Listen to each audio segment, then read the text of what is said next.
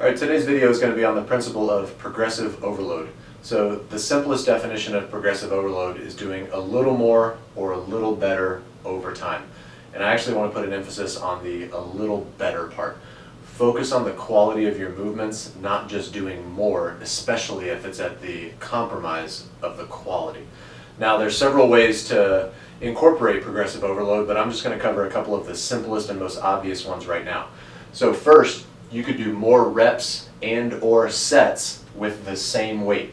So since we're all working out at home right now and we might have limited access to weights or even no weights at all, just our body weight, you can use the same weight indefinitely and you just increase your total volume by doing more reps or sets.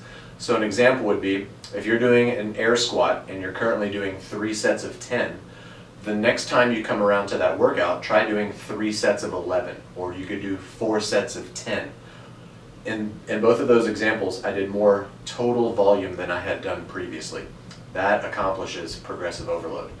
The next one, if you're sticking with the same volume, the same sets and reps, you could add more weight. Now, if you have access to kettlebells or dumbbells or barbells, that's easy. You just simply add weight to your bar or use a bigger kettlebell or a bigger pair of dumbbells or something like that.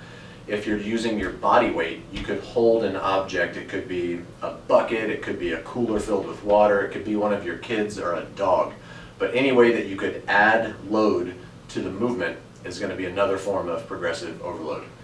Next, these two are kind of paired together, and I separated them by strength movements and then explosive or conditioning movements. If you're doing a strength movement, try slowing it down and adding a pause in the most difficult position. So that would be slowing down your tempo, and that would be increasing your time under tension. If it's an explosive or a conditioning movement though, try doing the opposite. Try speeding it up and moving faster.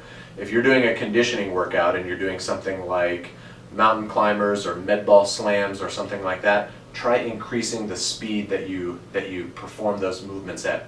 Or if it's something explosive like a jump or a kettlebell swing or anything plyometric, try doing it faster and more explosively. And then finally, I want to emphasize this. Progressive overload starts with whatever you can do with perfect technical form. We do not compromise technique or quality for the sake of more sets or reps or more weight.